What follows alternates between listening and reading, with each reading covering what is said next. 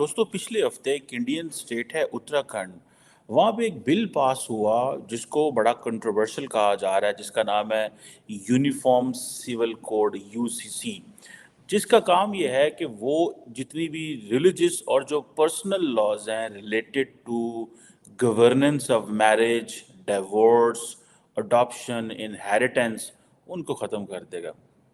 ٹھیک ہے جی۔ اور یہ کہہ رہے ہیں کہ اب یہ ایک بہت بڑی ڈیولپمنٹ ہے۔ دیکھیں India which considered it self کہ پہلے ہر قسم کا مسلمان اپنی کر سکتے تھے، ہندو اپنی کر سکتے تھے، اب یہ جو چینج ہے یہ کہا جا رہا ہے کہ لوگوں کو to bring under common laws اور کامن پریکٹسز لے کے آنا، اس میں مسلمان جو ہیں وہ بڑا، مسلمان لیڈرز جو ہیں وہ بڑا شور ڈال رہے ہیں۔ اب ٹیکنیکلی آپ دیکھیں یونیفارم سول کوڈ اب صرف یہ یہاں پہ نہیں روک رہا۔ پرائم منسٹر مودی کی جو ہوم اسٹیٹ ہے وہ بھی اس پہ سوچ رہی ہے۔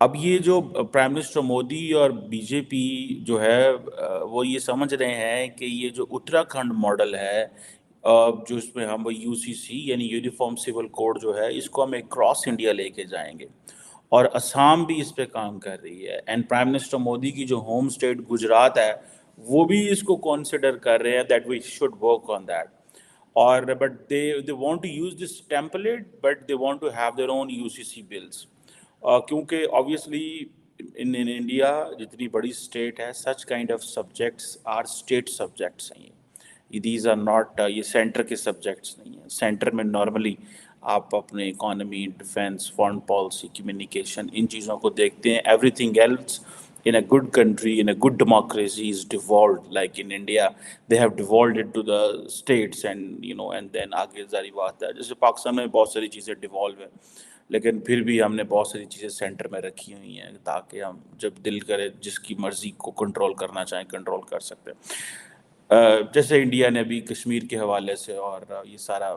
جو کنٹرول کر لیا۔ اب اسٹیٹ کے پاس فل اتھارٹی ہوتی ہے، وہ جب مرضی جس چیز کو مرضی ختم کر دے۔ بہرحال اب یہ جو چیز ہے اب کہتے ہیں کہ ایک طبقہ انڈیا میں یہ کہہ رہا ہے کہ جو انڈیا کے جو ریلیجس پلورلزم ہے یہ اس کو خطرہ ہے۔ ٹھیک ہے جی۔ اب یہ جو یونیفارم سول کوڈ ہے اس کے بہت پہلے بھی اس کے مسائل چلتے رہے ہیں، اور یہ مسلمان اس پہ خاص طور پہ کہتے ہیں، وہ کہتے ہیں نہیں جی ہمارا ایک خاص قسم کا ریلیجس ہے، ہم اس میں نہیں جائیں گے۔ سو اٹ مینس کہ whatever the new laws are coming in India the Muslims will not have that say. اس کی وجہ یہ ہے کہ پرائم منسٹر مودی جو ماڈل دیکھ رہے ہیں انڈیا کے لیے، وہ اس کو جسے وہ کہتے ہیں نا یونیفارم ہے کیا کہہ رہے ہیں، اور وہ کہتے ہیں دس از این انٹرفیئرنس، ہمارے جو کمیونٹی کے نارمز ہیں، ویلیوز ہیں، ہماری جو ریلیجن ہے اس میں یہ انٹرفیئرنس ہے، ہماری جو میرج اور ڈیورس اور انہیریٹنس کے ایشو ہیں۔ ٹھیک ہے جی۔ اب یہ کدھر جا رہے ہیں؟ ٹھیک ہے، مجھے ایسے لگ رہا ہے کہ جیسے پرائم منسٹر مودی کا ایک خاص کنٹرول ہے اور وہ اس کنٹرول کو کبھی بھی نہیں چھوڑیں گے۔ ٹھیک ہے جی۔ یہ کہا جاتا ہے کہ یہ جو یونیفارم سول کوڈ کا جو کانسیپٹ ہے یہ بہت دیر سے انڈیا سے ہے، یہ کوئی پرائمرلی جسے وہ کہتے ہیں نا ایک to establish single set of laws personal matters کے حوالے سے، ڈیورس، انہیریٹنس کے حوالے سے، اور یہ ایک کویشچن ہے کیا امریکہ میں بھی ایسے ہے، کیا برطانیہ میں بھی ایسے ہے، کیا پاکستان میں بھی ایسے ہے، and why India need it. ٹھیک ہے، لیکن پرائم منسٹر مودی کا اتنا زور ہے، اس کو زور بولیں گے نا آپ پولیٹیکل لینگویج میں، اور پرائم منسٹر مودی کا اتنا انفلوئنس ہے۔ فار ایگزامپل اگر آپ دیکھیں رام مندر کی انوگریشن دیکھیں، دیٹ از ہز زور ہے نا ان کا، وہ جو چیزیں اسٹیبلش کر رہے ہیں۔ فار ایگزامپل ساری کی ساری بالی ووڈ جو ہے وہ مطلب دے اسپورٹس مین دیکھیں، کھلاڑی دیکھیں، دین آپ ان کو دیکھیں جو ڈیاسپورا ہے جس کو انہوں نے ایک خاص طور پہ ایک خاص اینگل پہ لے کے آگے ہیں، یہ اٹ مینس دیٹ یہ چیزیں ہیں۔ کہا جاتا ہے کہ جو انڈین کانسٹیٹیوشن ہے اس کا ایک آرٹیکل 44 ہے جسے وہ یہ کہتے ہیں کہ ایک ڈائریکٹو پرنسپل ہے جس کے مطابق جو اسٹیٹ ہے وہ they will do for they will do everything to secure a uniform civil code for its citizens. ٹھیک ہے جی. اور لیکن پھر بھی کہا جاتا ہے کہ ان کی یہ جو کانسٹیٹیوشن آف انڈیا آرٹیکل 44 ہے جو یہ بات کر رہا ہے کہ جتنی بھی اسٹیٹس ہیں وہ اس کے لیے کام کریں گی. بٹ جو لیکن پھر بھی یہ انہوں نے جو ہے نا ڈسکریشن ہے گورنمنٹ کی وہ کرے یا نہ کرے. So it means what they want to do is that if they want to implement it Uttarakhand, if they take it to the UP, if they take it to the Assam, if they take it to the Gujarat, it means they are creating their own constituency.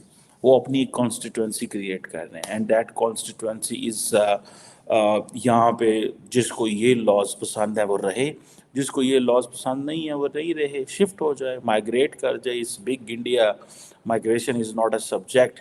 سو یہ جسے وہ کہتے ہیں نا یہ ایک بڑا policy level کا ڈیسیجن ہے, پولیٹیکل لیول کا ڈیسیجن ہے. کہا جاتا ہے کہ ڈفرینٹ سول کوڈز ہیں انڈیا کے اندر.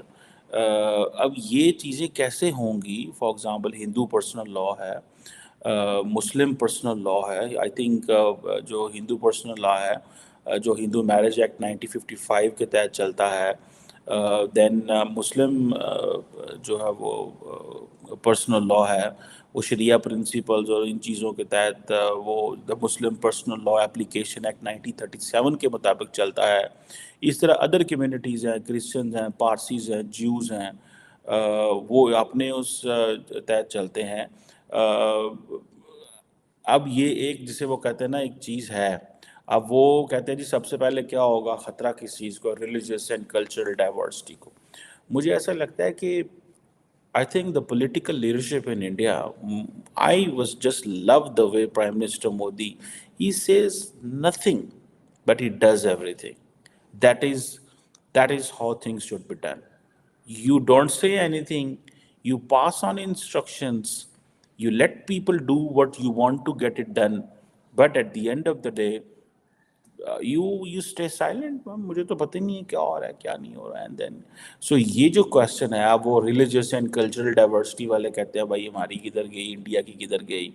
سو they must understand that this segment of the society اور the people who want this in Uttarakhand اور Assam and Gujarat, they don't want this maybe diversity. They want have a homogeneous society. So I think if this is passed by the majority, then respect it. آپ کے پاس you don't have a choice other than to respect these laws. اور کئی لوگ کہتے ہیں جی یہ women rights جو ہیں وہ کمپرومائز ہوں گے. سو the rights will be there in my understanding, but yes,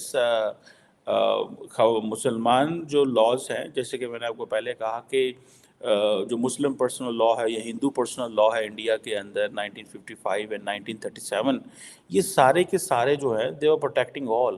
سو یہ اگر سینٹر یہ کہہ رہا ہے جو سینٹرل گورنمنٹ کی یہ جو کانسٹیٹیوشن میں آرٹیکل 44 میں یہ لکھا ہوا ہے, دیر از اے ڈائریکٹیو پرنسپل کہ اس کی کوشش ہونی چاہیے, but if the states are doing it, they are doing it under law. وہ انڈر لا یہ سارا کچھ کر رہے ہیں. ٹھیک ہے جناب. سو یہ بڑی امپورٹنٹ چیزیں ہیں کہ سمجھنے کے لیے. وہ بہت سارے لوگ سمجھ رہے ہیں, بہت سارے لوگ نہیں سمجھ رہے. Those who are understanding the India which Prime Minister Modi wants to create, particularly in terms of abolition of Article 317 in the Indian Constitution, which basically granted a special status to Jammu and Kashmir. They abolished it. That's the India he wants.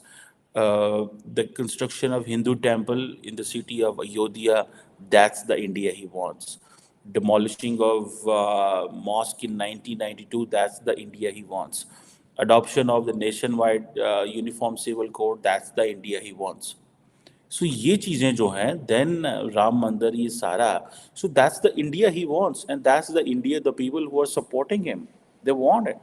So if democracy by any means, I may have an issue, but we have to respect those people who want it. یہ question تو بنتا ہے نا کہ there are people who don't want it, but the people who have got a majority and they want to have this, so respect them, rather than you don't have any, because you are governed by laws, and the laws come with your electoral majority. The laws do not come with with only ethics or maybe only with کہ آپ تھوڑے ہو تو آپ کو لاس زیادہ ملنے چاہیے. So those who believe, so the people who voted them, they wanted to have it. For example, جو 2014 کا بی جے پی کا مینیفیسٹو تھا, اس میں they asked that, they told that they will scrap this article 370-35A. So they were committed. Many people didn't understand that, or they did understand later on, but they were all clear in this, ان چیزوں کی طرف سے. ٹھیک ہے نا جی.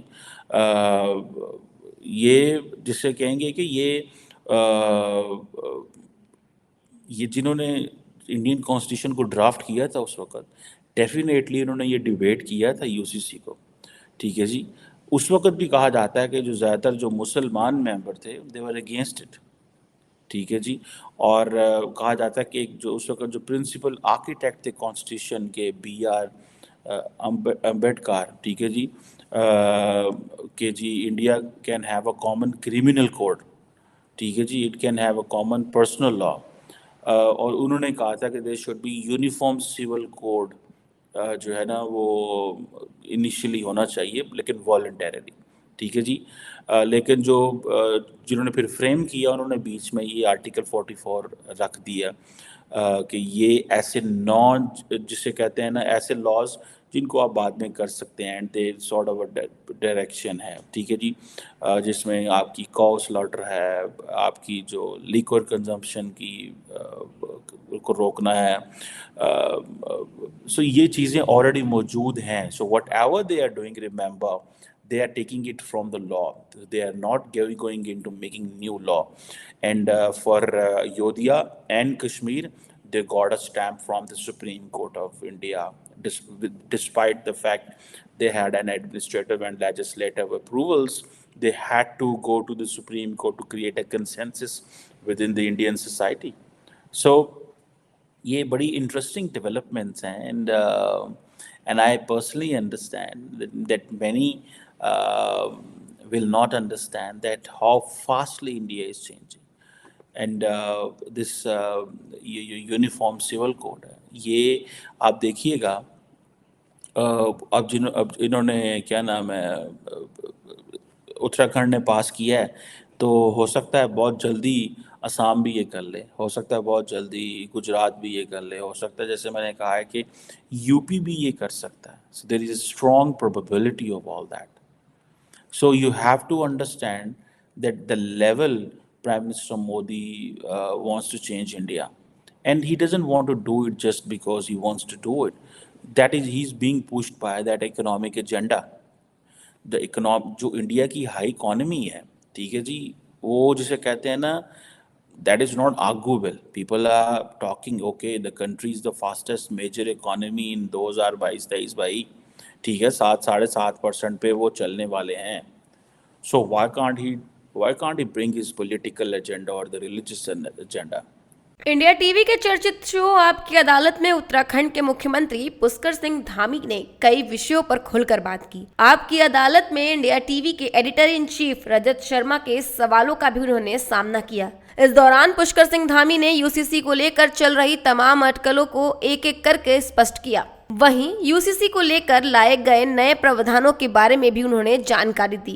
وپکش دوارا جہاں you سی سی کے ذریعے مسلم سمودائے کو پریشان کرنے کے آروپ لگ رہے ہیں, وہیں سی ایم پشکر سنگھ دھامی نے ان اٹکلوں پر بھی ویرام لگا دیا ہے. سامان ناگرک سنہتا یعنی یو سی سی کو لے کر سب سے زیادہ چرچا مسلم سماج میں ہو رہی ہے. ایسا کہا جا رہا ہے کہ یو سی سی کے لاگو ہونے سے مسلم سماج کی مانیتاؤں کو سماپت کر دیا جائے گا. اسی سے جوڑ کر سی ایم دھامی سے مسلم دھرم گروؤں دوارا اٹھائے گئے آپتیوں کے بارے میں ان سے سوال کیا گیا کہ کیا یو سی سی قانون شریعہ اور اسلامی آدیشوں کے خلاف ہے. اس کا جواب دیتے ہوئے سی ایم دھامی نے کہا کہ جس دھرم میں جو مانیتائیں چل رہی ہیں ان میں کوئی چھیڑ چھاڑ نہیں کی گئی ہے. جہاں تک شادیوں کا سوال ہے تو اس میں بھی کوئی بدلاؤ نہیں کیا گیا ہے. مسلمان نکاح کر سکتے ہیں, عیسائی اپنے نیموں کے تحت وواہ کر سکتے ہیں, ہندو 7 پھیرے لے سکتے ہیں اور سکھ آنند کارج کا پالن کر سکتے ہیں.